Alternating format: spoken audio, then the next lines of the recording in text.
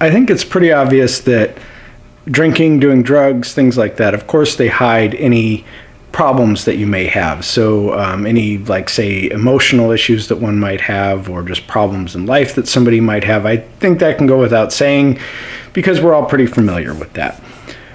What I think is that when you truly understand why you do something like drinking or doing drugs, I think you won't want to do it anymore. It becomes a little bit absurd, the idea of doing it.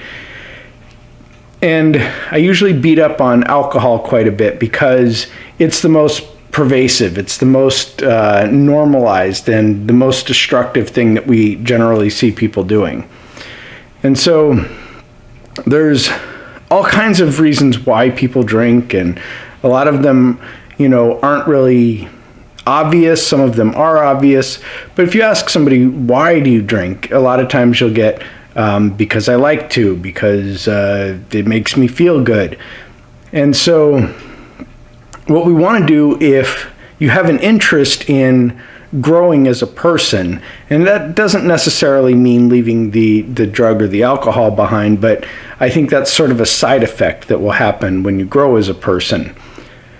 So you'll ask yourself these questions, and you really have to be honest about it, and you have to continue asking the questions as you go down the path. So you ask, well, why do I drink? Because I like it. Okay, why do you like it?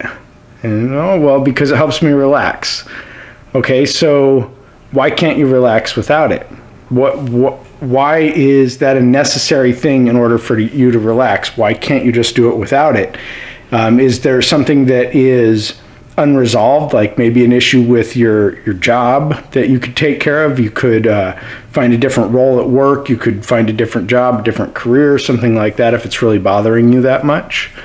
Maybe it's something with your family. Maybe you just don't like hanging out with those people, and so you want to have a drink when you go out to dinner with them. Maybe you have issues of guilt and shame that are holding you back from being able to relax. And so you have to keep asking yourself these questions. Well, why do I like it? Okay, so why can't I relax without it? So then you come up with another one like, well, it helps me socialize. It just kind of eases the tension. Okay, so again, that's similar to relaxing. Why can't you socialize without the alcohol being present? Why can't you socialize without the drug being present? And you keep asking these questions, and you start coming up with answers like there's a pain maybe that you're hiding. You're embarrassed about something. You're unsure of yourself. And so in order to socialize, in order to have that confidence to socialize, you have to be intoxicated in some way. He wants to be on camera today. And so we keep going through this list. Some people will say, well, I just like the taste. It's enjoyable. And I would say, I doubt that you actually like the taste. I think that you've come to associate the taste of alcohol with that being intoxicated. And so it's not really the taste that you like so much, although you may like a good whiskey, you may like a good beer, whatever it might be. But if you give that same thing to a child or an animal, they're going to look at you like you're insane. Like, why would you drink this? And what you've done is you've associated that feeling with that taste. So it's not really the taste that you enjoy so much as it is the feeling of being intoxicated. And again, why do you enjoy that feeling of being intoxicated? Why or how does being intoxicated help you in a social situation? So if you minimize your mental capacity, how is that of benefit to you in a social situation? I mean, right? It kind of starts getting a little absurd when you really start thinking about why you're drinking and what benefit it may be providing for you. You're paying money for this thing instead of doing the work to take care of whatever this problem is that you're having. So this anxiety that you're having, or whatever it might be that you're using the alcohol for, you're paying money to not even solve this problem, to put a little Band-Aid over this problem, to mask it for a little while. And then, of course, there's health issues that come along with it. So you're giving yourself these health issues in order to solve another health issue. And so that seems kind of weird, right? Like, you have this problem, and so in order to solve the problem, or at least hide the problem, you give yourself other problems.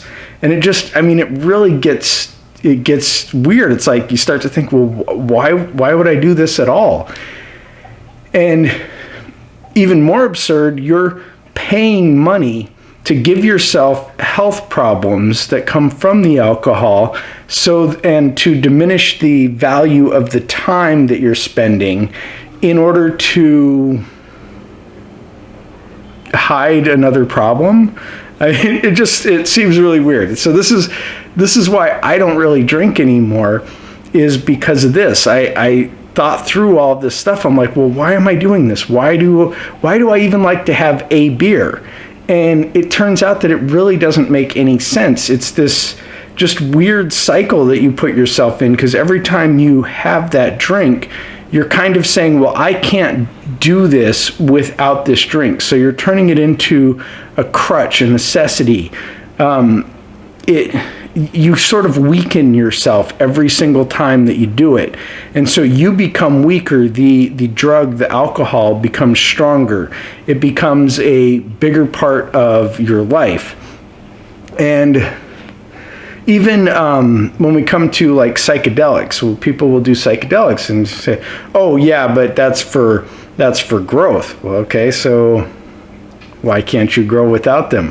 Why can't you gain this self-awareness without the drugs? Why can't you understand or become enlightened without the psychedelics? Like, what is it about the psychedelics that you require in order to get somewhere that you're not? What work are you trying to avoid by doing those psychedelics? Just like, what work are you trying to avoid by having a drink, by smoking something, or whatever it might be that you do?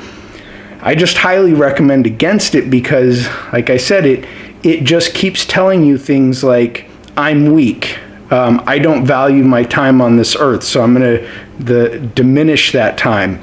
I don't value the people around me. I'm going to cause myself these medical issues, these mental issues, all of these different things, because I'd rather do that than actually take care of my problems. And I don't know. Do what you want. I just say, at least try doing this work. Be as honest as you can about it. See how far down that path you can go. And I can't walk you down the full path. That's for you to do. I can just get you started. So you're going to start with, well, I like to drink because, or I drink because I like it. Or, I don't know, I guess it's just fun. Okay, so again, you go down this path. Why is drinking fun? What about it is fun, and why can't I do that without drinking? So, well, it loosens me up. Okay, so why can't you loosen up without drinking? Maybe I'm funnier when I drink. Okay, so why can't you be funny when you're not drinking? You just keep going down this path until you find there's going to be some kind of an underlying issue that is what you really honestly work on it, maybe, but the biggest thing is once you see it, once you understand why you're going for the alcohol or you're going for whatever the other intoxicant is, once you understand why that is, then, like I said, it becomes really absurd to even be doing it at all. It's like, well, so I'm giving myself other problems to avoid this problem, and it just seems completely absurd. So sorry, I keep repeating myself on that, but that's really the point I've come to on all of this drinking, and I think you probably will too, once you go down this path. Once you really see why you're doing it, and you're like, well, I'm paying money for this? Then it just becomes completely ridiculous. Let me know what you guys think in the comments. Be sure to hit like and share the video. Have a great day.